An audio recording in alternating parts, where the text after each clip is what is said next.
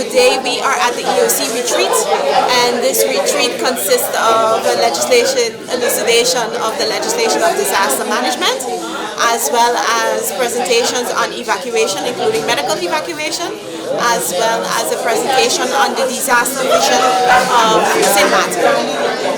It's especially meaningful because of the recent activities, of course, the no sleep weekend that we just passed through.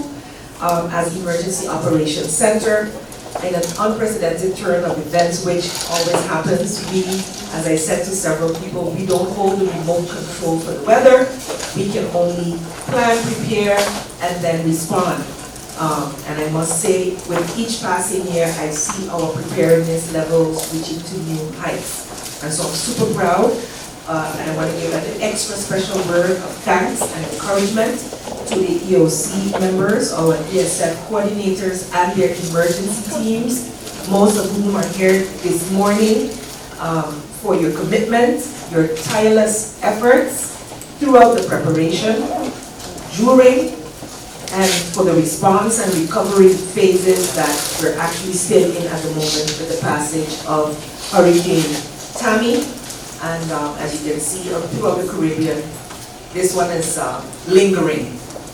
So coming over here, I had a little bit of PTSD because I could barely see. When I was in the, let's say, the Phillipsburg area, it was completely white, and I'm like, and I still have to pass Mother Bay. So I was praying that on this side it wasn't raining, and that wasn't the case, because as you can see, the waters are still receding. So as Prime Minister and Chairlady of the EOC, government of St. Martin, and people of St. Martin are truly appreciative. We're getting a lot of responses about especially good communication. So thank you especially to DCOM for pushing out all of the briefs as well as the addresses that we prepared after we got the updates from the main force in the weather situation, Mr. Isaac at the Met Office. Give him a big round of applause. Events like this retreat are important for our EOC partners, and I thank all who have already been introduced, all of the speakers for today, and those technical assistants who have been assisting us throughout this period as we provide a platform for reflection, for learning and growth, as well as exchange of knowledge and experiences which will strengthen our collective response to future emergencies. With this being said, I hereby deem this retreat open. And though I do have other responsibilities as Chair of the Council of Ministers and will not be able to stay with you during today, I wish you a very fruitful, educative, fun experience after the weekend we just had. Do realize how important all of you are to the continued development of St. Martin. And though we contribute minimally to the changes that we feel from climate change, we are on the brunt of receiving the after effects, the negative impacts. So being prepared is key. Having faith is also key, and I think we are surely a blessed country to see how the last couple of weather systems have just skirted us and not given us the hardest brunt of the system. So let us continue to be prepared, and I wish you continued success. Because for us, rules are not important. Legislation is not important. Important is the people that work with that. And also as to disaster management, you can have a beautiful set of rules and regulations and everything is clear for everybody. But when the people that are responsible don't know their tasks and responsibilities, or they have their own agendas, or there are other games, or there's a lack of integrity, or whatever, then it won't work.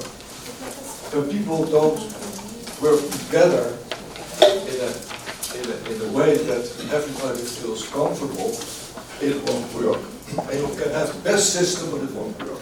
On the other hand, when you have really good people on all important places and they work together, you don't need that much rules and regulations. It just works like this.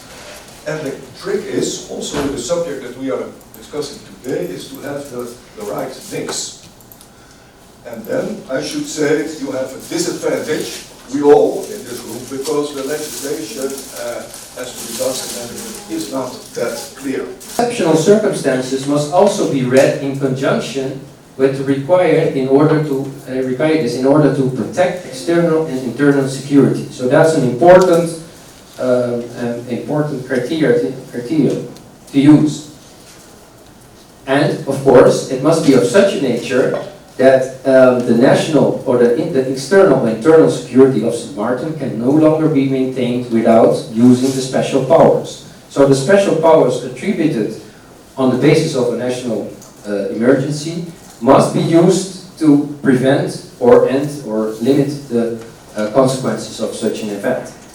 So without those powers, if you can do it without, don't use it. That's actually how I would explain it to a 5-year-old. The proposal to make the national decree, because how does well, everybody knows, but just to be clear, a national decree is a piece of legislation that is acted within the Council of Ministers. It's a landsbesluit, the Council of Ministers, and ratified by the governor. So the governor must put a signature on the landsbesluit for it to have effect. But the proposal for so it is initiated by the Prime Minister. But it's of course a decision that has to be made within the Council of Ministers. That's very important because that means that the governor, before signing, putting his signature, will also inform or be informed of what whether the Council of Ministers has decided on this, yes or no. So there must be not negotiation, there must be consultation of the other ministers, and they can decide in whatever form they have to do, as long as they have a decision.